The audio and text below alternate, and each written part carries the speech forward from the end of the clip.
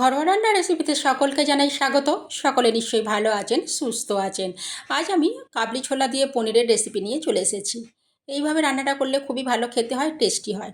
এর জন্য নিয়ে নিয়েছি আমি কাবলি ছোলা। আমি সারা রাত ভিজিয়ে রেখেছিলাম। সেটা ভালো করে ধুয়ে নিয়ে আমি প্রেসারের মধ্যে নিয়ে নিয়েছি। পরিমাণ মতো জল দিয়ে দিচ্ছি। ঠিক ডুবো ডুবো থাকবে সেই অনুযায়ী জলটা দিলাম। দিয়ে চাপাটা দিয়ে দিয়েছি। আমি দুটো সিটি দিয়ে দেবো ওটা। দিয়ে আর 3 মিনিটের মতো লো ফ্লেমে রেখে দেবো। দিলেই কড়াইটা সেদ্ধ হয়ে যাবে।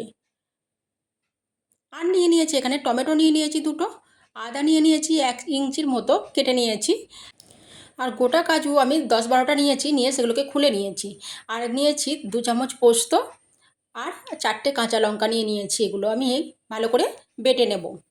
একসঙ্গেই সব কটা আমি মিক্স করে ভালো করে বেটে নেবো। যে বেটে নিয়েছি এখানে আমি।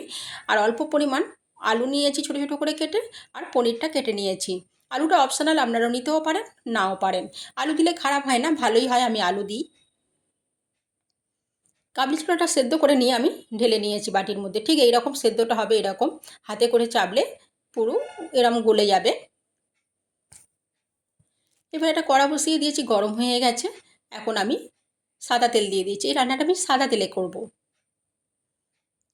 পনির রান্না বেশি সাদা তেলেই বেশি ভালো হয়, টেস্টি হয়।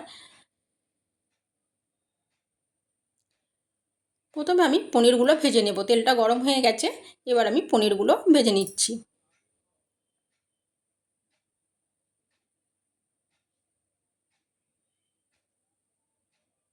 খুব বেশি লাল লাল করে ভাজবো না, অল্পই ভেজে নেব পনিরগুলো আমি।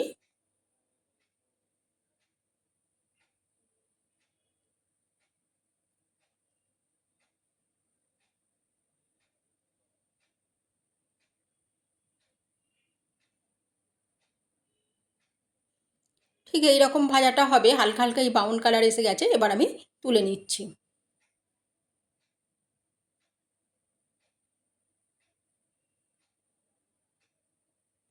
আর যে আমি অল্প পরিমাণ আলু নিয়েছিলাম সেটাও আমি একটু ভেজে নিচ্ছি।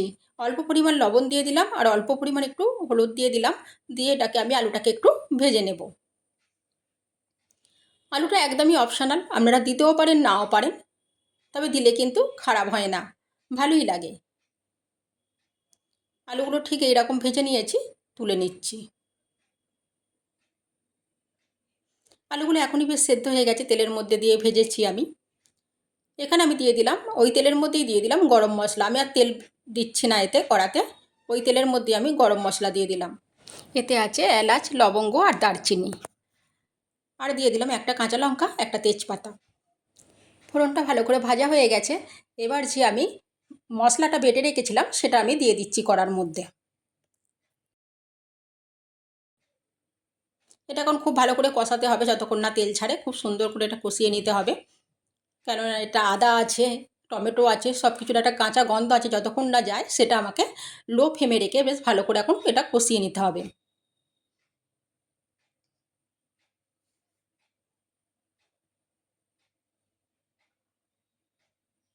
ঠিক এই রকমভাবে কষিয়ে নিয়েছি, দেখুন একদম তেল ছেড়ে দিয়েছে। এর মধ্যে এখন দিয়ে দিচ্ছি 1 চামচ হলুদ গুঁড়ো দিয়ে দিচ্ছি, ধনে গুঁড়ো দিয়ে দিচ্ছি 1 চামচ, জিরে গুঁড়ো দিয়ে দিচ্ছি 1/2 চামচ, আর কাশ্মীরি লঙ্কার গুঁড়ো দিয়ে দিচ্ছি 1/2 চামচ। কাঁচা লঙ্কাগুলো ঝাল আছে, আমি আর কোনো রকম এখানে গুঁড়ো লঙ্কা ব্যবহার করব না। একটু কালারের জন্য আমি কাশ্মীরি লঙ্কার গুঁড়ো ব্যবহার করেছি।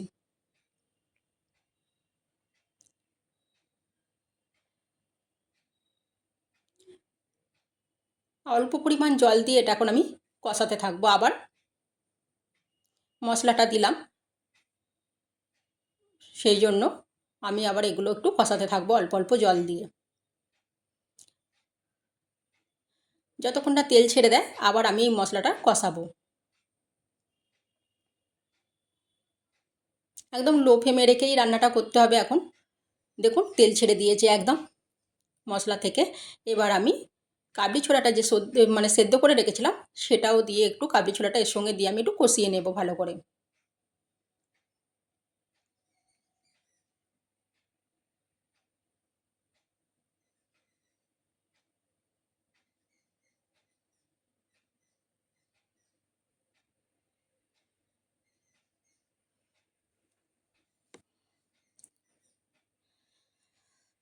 কষিয়ে নিয়েছি।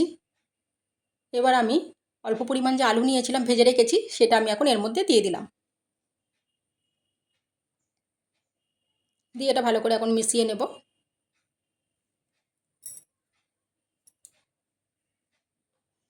নিরামিষ দিনে এইভাবে একবার পনির রান্না করে খাবেন, খুবই ভালো হয়। কাবলি ছোলা দিয়ে পনির খুব টেস্টি হয়। বেশ ভালো করে আমার কষানো হয়ে গেছে আলু আর কাবলি ছোলা মশলার সাথে। এখন আমি এর মধ্যে জল দিয়ে দেব, তবে এটা আমি গরম জল ব্যবহার করব। এখন আর ঠান্ডা জল দিলে স্বাদ নষ্ট হয়ে যাবে। এখন আমি এটা গরম জল ব্যবহার করলাম। এবার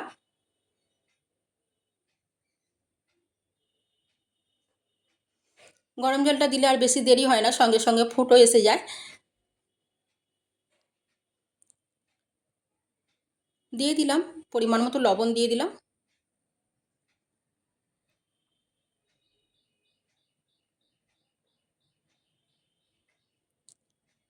এবার আমি পনিরগুলো দিয়ে দিচ্ছি।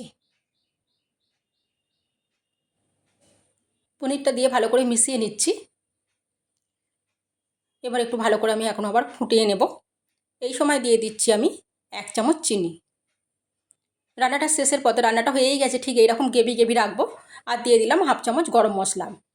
দিয়ে ভালো করে মিশিয়ে দিচ্ছি। চিনিটাও অপশানাল, দিতেও পারেন নাও পারেন, তবে চিনি দিলে 1 চামচ এটা টেস্টটা প্রচুর পরিমাণে বেড়ে যায়। যেহেতু পনির, অল্প একটু চিনি দিলে খুবই ভালো লাগে। অবশ্যই একবার কিন্তু এইভাবে বানিয়ে খাবেন, খুব টেস্টি হয়। কেমন লাগলো রেসিপিটা অবশ্যই জানাবেন।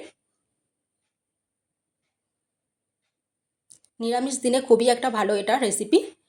ভালো থাকবেন, সুস্থ থাকবেন, সাবধানে থাকবেন।